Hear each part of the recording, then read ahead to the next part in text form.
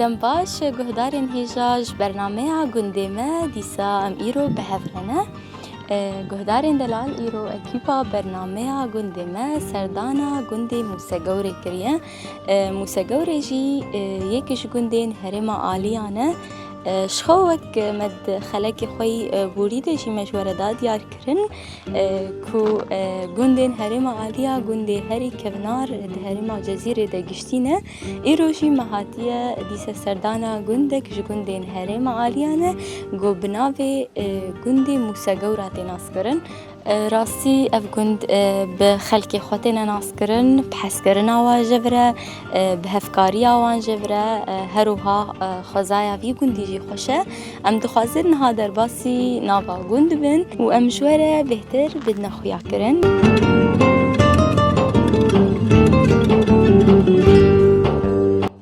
Belê guhdarên hêja em li gundê Musegewrê hatine li gel dayîkekê ji gund. دەستپێکی یادی مرحبا سەر أهلا وسهلا سەرچاوە چاوای والله باش الحمدلله ساغیەوە هون چاوەنە gelek spas seheta te çawa ye خودی الحمدلله خودی قەدینی kat xweş guhdarê me re nadî naskirin tikî ناوی من خەنسا محەممەد عەلیە tişt ku ئەژ دیروکەمکی me gundê دیروکەمکی te hatiye vê derê ئەز تەدی داما دیدی مزەوجم çend salê te dilê خودی ئەز عەمریم 12 ساڵ bû ئەز هاتمە vêdî erê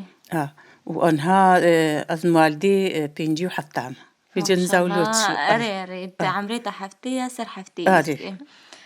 عمر درêj bi yadê صاغبي رمي yadên haka em hatine îro gundê Musegewra em hatine gundê te أري em dixwazin te hinekî ji me re behsa gund bikî bigiştî yanî çi gundê dora vî gundî hene خودي تشهانا كنتي دورا قركي مرادة ديروكم كيا بكروغليا نبي ساديا أبغى سيجر كايا كيشكيا أبغى دورا منا أمني في وعدنا erê rast e yadê ka hinekî ji me re behsa dîroka vî gundî bike yanî dîroka gundê Musegewra çi ye أبغى قندكي ديها بود قطني مسرشة أو در عالم قندي تيدبون وتشيكبون صورك هاتن خري هاتن نخشيك هات nexweşiya xurî نخشيك ديبو بيكتن حمو تقولن بالوعي وعدي القركا وعدي جهدة تمرين yani duê demê demkarin bijin weke nexweşîn hat çilo belav dibe ya korona duê demê jî وقدما كورونا عين وقدما كورونا بو القركا وعدان جهدة تمرين بهنا وعطان قدبو ودمرين ew li gundê dibehsît kê Musereşa مسترشا li بو ku bû ew gund أو هذي بس كهاج مويدة بو yanî nîzîkê vî gund نيزيكي ولو بس تك نقبا وعدي rast e رابون قولا أفقند المناي أمي خونا قلينا تشتي معي تيدا هناك عباس دان شونا قند ندي يديتر فيجا أفدر قوتن Musegewra فيجا أفدر أفاكر yani ê duyî gundî de hinek bazan çûne gundê dî û hinek vî gundî ava kirin هناك أفدر أفاكر erê تدي زوفا تاريخاي زوفا فيجا جاري خصوامد قو قلق مالاجي باركرن شون شطرصا وحمو مرن وتشيكبون وإذا أمانة تيدا أم يكفن vî gundî de في قندي دا يكفن معنا يتدي مختاري قندو يتشكي قندوانا أو معنا تشون جاميرا سرعرتي خونا تشون erê أو معنا تفردا إذا قلنا في قند تدي تقولني مسارشة أنا قو Musegewra erê بجنا yani gotin enû belkî feleke xêrê bêj me re enû kirine Musegewra ويعني أم فعلك خيرية أم جبو أم يجيه غيرين نجبو خديت على المواري رحمي بلكي أبدر المناي erê rast ولو تشكرن الحمد لله إذا الواهات وباش بون ورحت بون yadê li gorî got yanî kevnê êberiyan hat destpêka gund ew yanî ev gund çend salê ava bû إيه بخدي زوفيا دور 350 سالي 400 بلكي هيا erê أفاكرنا yani çend bavka bû بينج بافكن ششن ولوها yadê kî destpêkî ev gund ava kir خدي دست بيكي مالاخي تيدانا بري مال ندي تيدبون أو جهاتن خلواقرتن خو تبدبون يك وتيدبون تبدبون تيدبون خلافقرتن وإذا قندي خو تشيكرن وعردي خو بري بجحتابو باليت كرن دراسة نبون تشتيولو نبون عرض شكي ماد هالكرن نقول تشكا خود هالكرن شخورة دهلان دانين مصروفا خورا وهو یادێن هاتە گوت ئەو گوندی بەریایە ئێگۆ شەوتان دە ناوی موسە ڕەشا بوو و ئەف گوند موسە گەورایە یعنی چما ناوێ موسا بوو یعنی ناوەی کەسێکی بوو بەری هەنگی و بولۆ بوو هەنەکە ناوێ زلام چیک ناکردنە موسا وێجە پێی ئەو پێی ناوکردن یعنی گەلک گوند هەنە سەر ناوێ کەسات بن ئەف گونجی سەر ناوێ سەر ناوێ کەسەکیە ڕاستم یادێن ها وەختەوە بار کردون هات نەوی گوندی ئەف گوندێ موسە ڕەش یعنی ئەوێ گوتت بێت کێلە کاوی دێت تشتێک لێ خویاییە تشتێک هەیە یان نا ئەساسی وێ جهێ ڕکنی وێ هەیە زیارەتەک تێدا هەیە وەختی ئەو عالەمای مری زیارەتە وا کەسێ مری لور بەش لور بەشارتنە ئەو کەسێ مری بەس ڕکنی وا هەیە ڕکنی بەریمایە ژێ پێدە تشتێک خانی و ئەو تێدە نینە تشتێک ژێ خویانە تشتێک ژێ خویان بەس زیارەت و ڕکنی خینی ڕاستە و ئەف کە هەنیا بەرێ کە هەنیامایانها ئاوامە ئەمژێ تێنن لە کو ئەفکانی لە موسە گەورە هەلڤێدی هەوا بنمەڕێ هات مۆبقل بێوێ تکاری هەڕی خۆ بکەینی وێدی چ دیرۆکاوێکانی یادیشکەنی بەیانی زووڤەش ئەوەلکە نای بیرامە دەست پێکا گوند دەست پێکردنا گوند و بەری گوندجی ئاو هەبوو وەختا گوند لەڤر ئاواکردن ئەو کە هەنی پاقشکردن و چیکردن خۆڕە ئاف تەناکاژێدانی وێجەنها کۆلانە و دینەمۆش خۆڕدانینە سەر و ئاوەش خۆڕ جوێدێ ئەمژ بیرا ئەم جوێدێ تێنن یعنی بەریان هاوە ئاوا خۆ ژوور دکشاند ئنها بوونە بدینەمە بووە بدینەمە ڕاست بەریمە بملامە دکشا مەش خۆڕژ مالەی ڕەتانی مەخانی خۆ پێت ششتن جلێ خۆمە پێت ششتن خواردنا خۆڕە تەناکامەتانی وێجەنها بووە کە بیر تەدی بوونە کۆلانە سەرێ شەراقی خۆکردنە تێدا و دینەمۆدانی نەسەر و کەهرەبای ئەمش خۆرت کشی نەمالی ئەوێجە ئاف تێرامە ناکی ئەم بێ ئاون گوندی من ئاوای نینە ئەرێ یعنی ئاوایەکانی قەی نەماتێ خودی تێ بەس معلوم ئەف سێ ساڵە باران نایە ئاف کێم بووە کێم بووە و تێرا گوند ناکی گوند 23 مال تێدەنا دینەمۆیەوە هەموو زارۆ یادێش دەست پێکا گوت هاتی گوند چەند مال بوون یعنی تدگو عمرێم 12 ساڵی بوو هاتم دوێ دەمێدە چەند مال گەلک مال هەبوو یعنی گوند مەزن بوو تێرا گوند مەزن بوو بەس شەڕ چێ بوو پەفچوون چێ بوو گرکەی موراد و وێدەی هەفتوو کوشتن چما ئیدە بازدان سەر ئاردا و چیکاوانە ئەڤ هێش زووێ ئەرێ ئەفزووێ یعنی شەرد نەقەبە هەردوو گوندیان دەچێ بوو لەسەر عارد سەر دارا و تشتا و یعنی وەختێتە بەحسی کرد دەست پێکات هاتی گەلک مال تێدەبوون ها تەنێ بیستن 24 مال 24 مال تەنێ لێ گەلک بوون تەقریبێ 6 هەفتەی مالی هەبوو ئەرێ وێجێ وەختا بوو زوایی و چیک و غەلا و چوون هەنەک چوونە شامێنە چوونە کوردستانی چوونە قامشلۆ ولۆ بارکردنا چوونە ڕاستە یادێ نها ئەف گوند تەنێ دەگۆ 24 مال ینی تشتە دوی گوندی دەهەنا مەدرسە تکان تشتێ خودی تکانەکە تەنی هەیە یا چییە یا غڕاتکی زارۆکاوە یا هورە مورکە و مەدرسەکژی هەیە یا زارۆکە یا زارۆکە یا سەفەیەکی دواسیاوە ژێ پێدە تشتێک تێدەنین مامۆستا تشتێ ولۆ دۆ سێ مامۆستا تێدە هەنە جارێ 5 بوون تڵاب هەندێکمانە وێجێگاکردنا سێ تڵا مامۆستا شخوا یادی خنساز گەلک سپاسیاتە دکەم تە دیرۆکا گوندی موسە گەوراژ مەرە گوت نها دایکە کە دیژی الڤرامەدەیە مەرحەبە شتەرە یادێ سەرچاوە بخێر باشم ساغبێ کاتژی خۆشمەر بدە ناسکردن ئەس غوبێنە مەش موسە گەورە ناوێتە چییە؟ غوبێنە یعنی کێ ناولتە کرد؟ خودی کەچ خالەکە من ئەرێ کەچ خالاتە ناولتە کرد تژ یعنی ئەسڵێ تژوی گوندیە؟ باوێ تژوی گوندی بوونە؟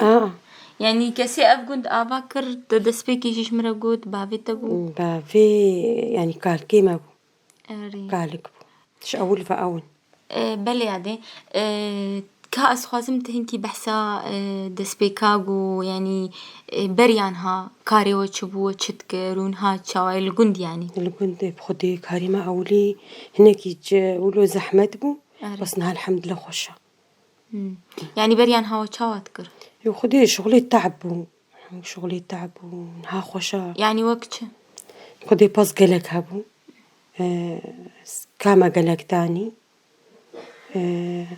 شکوزانم ئەولێ مەجارنا ئاڤژی تانی مەجارنا ئاڤشکە هەنیێ تانی بلش خويا دي خنسا جيل فرحازرة كا هناك مرة بحسكن بريانها ونجني جوند ونلفكم دبون ونلفكم ندبون بخدي أم لفكم دبون ما نان تشيتكر أم دري طنورات جيرانيها بمحمود جمهبون ما حمو كاناني خو تشيتكر وما حشف دودكر أري أم حتان هاجي حشف دودكر يعني هنا افتفاقوها ونلفكم دبون قالكي هي مورونا أري هي على طول إنها ما لما جبات لي هي حتى بيجي قصديني رو هركس كي بلاد أري وإيفاريش يعسر كيش إيفاراش جني كنت حمي حمو خدي حمو حشف دودكم حمو جباتيها قص تشكامناكي أم تشنا جباتيها أم تشنا درا بورا أم ولوكا مالكي يعني وقت مناسبات شد منون بهفردش عزاكك بيتشمي حساب بين بورتش تشبين بورتش يادي كاب هنكي بحسا جيانا قنديا بري بكا تشاوبو يعني كيشا بري بري يعني دس بيكاغو يعني هي ونولو بتشوكون جيانا وي بري تشاوبو وتشتكر كاري وتشبو خديش كوزا ما سوالي ما هبو يعني بري تعبو راس وما متشونا بوش ما كاتاني جيلاكي ما قالك هبون باز هبو ما عارفش كهني قالك جاراتاني يادي انها بري يعني تشتقلك السردستي خوتشي تكرن أري ما نان تشيتكر ونان سردستي خوتشي تكرن طنوري والقند هنا طنوري منها خرابونا ما طنور تشيتكرن وما ناني خولي تشيتكر وما دن تشيتكرن ما دن طنور تشيتكر ما تشيتكر أري طب طنور تشيتكر أزمع الماء طنورابو مسيتشار ما يكا تنيد قندو تاج قنديا حميارة تشيتكر يعني جاري يكو نزاني با هفيري خوتاني ندري طنورام جوار اللي تخص تواد علمانت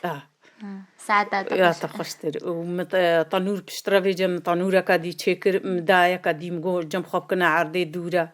قناون لويدي تشكر يعني وحماري كاريها بدو تكر وقتي ونان تشكر حري دسترهان وبيلي تكرن وتشك تكرن وما طنوري أنا قد نوي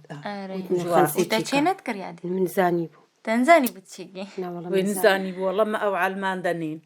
علمان منين بس يا طنوري من زانيبو ما دان تشكرن ما دان تشكرن دني أعوي هبري أري جاري بحريم تشكرن وفيجم أردو سرقين وطبقو أو دانا دوري ما تسنجراندن جديلا براداب أري وما فيجي حري الهندروي وعدام شايك تكر وما عوا خد بردات تيدا وفيجي عوا ما تجمدي خوش تبو وما تبخار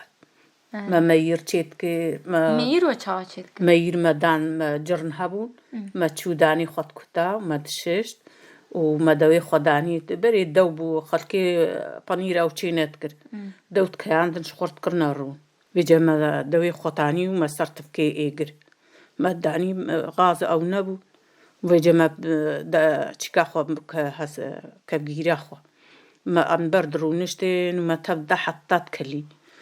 بيجي ما خدا عليك ما أجري خد كر حتى تيردبو بيجي ما فعلت كرا تشتادا وما تجمدا وما تخ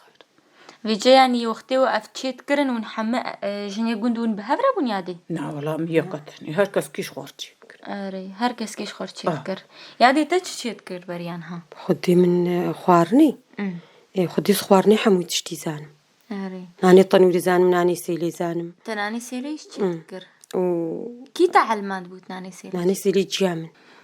يا وناني خب حميس رواد خوار حتى وكان هات تشيتكي تناني سيلي تشيتكي تيادة تشيلك تشتيولو حيوانات يقون مثلا احتياجي خوشيتين وتشيتكر انت ما بانير تشيتكر ما مسير كي تشيتكر رون يعني انت بخطة بانير تشيتكر تشاوا تشيتكر بانير ما هو شيرت كي بروشيدا وفرشكت كي نافدو تجماليا را تشيتكر اجماليا را نيفشك ما تشيتكر ما اول يعني تشتي ورون تشتي رون ونيفشك بانير سيرك يعني تجي بانير تشينكر بلي تشاو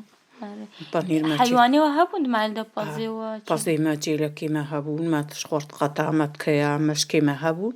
مشكي بريتي باز دو جراندن عيارت كرن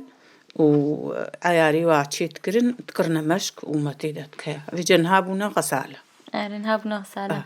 نهابونا غسالة بيجا أم غسالة دات كينن أم نيفيش خورت كنا رون تشتازي دبي أم دفروشن يا هبي أم تخون نهاية دي ما بريدة وحمل تشتي السرد استخومونة تخو تشيت كرن يعني زي تشتيولو نبرون وهر تشتي تشيت كرن بولو إشني بريان هاولو قوتا بيتربو يعني قلق كارت كرن ينها فقيرة وكا بسكويت كان قوتا نينا بري الرون بو ماني بيش كتخوار صبها أم كتنا سرد صبها وني بيشكرون ما صبها ني بيش كتخوار مرون تحلا ما تسيني كادا كتنا سرد ما تخوار ما سافار تشتكر روني ما بن رتابي بيجا كرتشي جينبون ما بدستا يادين ها جنيه قندون بهبرد تشونه باليه نا هريكي الحالي خو هريكي تشو يخوتشني هركي مثلا أقول عيما جمهابون غبينا تشو يا خو أم تشونا يا خو يديولو أم جيراني هاب هريك تشو يخوتكر هريكي مثلا سابي خوب حيواني خودك شاندن شال بون بري ساس باليت كرن تكرنوا شلادا والدوارات كرن تانين بيندر دان قوتن بيندر البيدي بيندر دانين جرجرة هابو دوارت كرنا بردا وبيجيرت كرن وزادي خو ملهيبات ديران جي صافيت كرن وقرمي خودو جي خو تشتي خود برنامج هول يا غبينا دسبيكا أم هاتن ما تحوشاتا دا ما بخ شديد تشخورة خضرة المال دشيني تتشد تشيني باجاني رشن يصوتن خسن بيفازن سيرن خسن بغدونسا جرجيرة حمو خضرايا خضراي خو حمش مالتي حموكي حوشا خد كنا خضرا يعني تشتي ولو تناكري خدي يقول خلاص بنا متكرن وقتي خلاص نبنا مناكر ايش كان جيبه بختشيت ايش كان جيبه هاي ايش اول فحوشا ما مشيني تشينن ايش اول فح بيوسيو حمش ورا وفيكي تشتي ولو ناتشينن خدي داري زيتونة هنا راتني الحوشي هنا أري يادي إنها وقتي تدبيجين بختي خدتشين هيش بريانها أف يعني أف عادة جموها ويان ونودتشين خديش أول فعادة تامها هبو يا بختشا إيش أول فعادة تامها هبو بختشي موشيني ما هبو أري إيش أول فهبو إيش بري دخل كي ولود شاندن يا وجهي هو يعني يا ما جي طيارة منها هاي بيفازي ما هالو اللي هاتنا جرجيرة ما باليسلكا طبر تبيجي أم تشينن باجاني صور اي صوت يرش امش خورت كنا مقدوس امش خورت كنا باجان كو زيدة بي امش مالي تشيتك يادي كان هم هنكي ام تخازن بحسا مناسباتي قد قنده تشيت يعني داوطي قند بتشرنجي بون دورج فادر عزاي قند بتشرنجي بون ام جميع دي دسبيكن كاشمر هنكي بحسا داوطي بريك داوطي بري جاري ما داوطي خل قند تكرن نهاتشنا ناجي خدي خوش بون يعني تخاسي دوم تكرن روجك بو روجك أري ما ديتي روجك شلو بنت قوسي داوطي بخدي خوش بو سوالد قراندن هي دجيلا قراند بايان هدهن باس قراند بانا وعالما حمود هاتو وبوكا خطاني فرافين تخوارن وعالم بلاد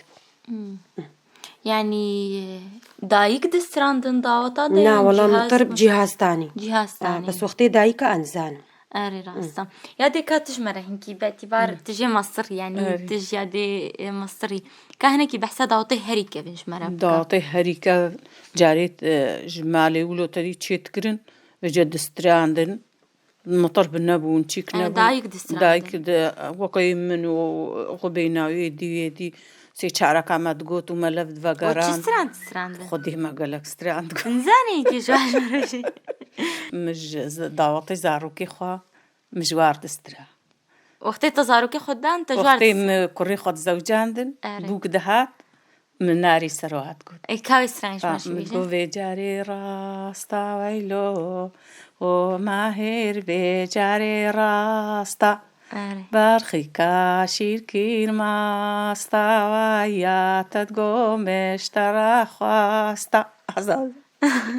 خوش دنگی تهر هبی حتی هاد السريني يعني خدينه تقو ماهر كريتا ماهر كريم ماهر تجرى السران مشي جوار حمكارا تش حمكارا مش حمكارا كم بوكي واتانين مجوارتكم متقو بابي وانينا مجولو مجوارتكم مجوار تستر تدي مطرب تانين داوطي واباق بينا زاني متشيلك تانين جوار دقراندن قندي حمود هاتن وداوطي واخوش تكرن تشيك تكرن قالك يخوش گوندیا جامێرە هەمووات بۆ زاڕووکن گونهن ئەرێ داوەتەیە خۆشتکردن من لە گوند کرد هاچەم پێشاوێ مەدرستی جارێکی من دوو کوڕکی خۆ هەڤرە زەوجاندن تا دوو پارە زەوجان وێجا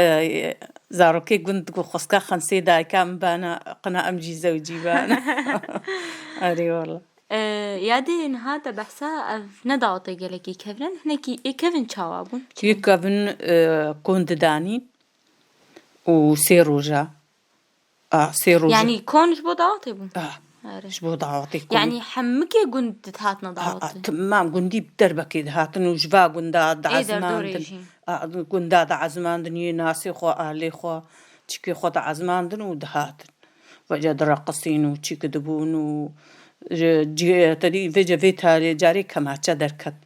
mitirba heşer del kemaçê dajwar dirqisîn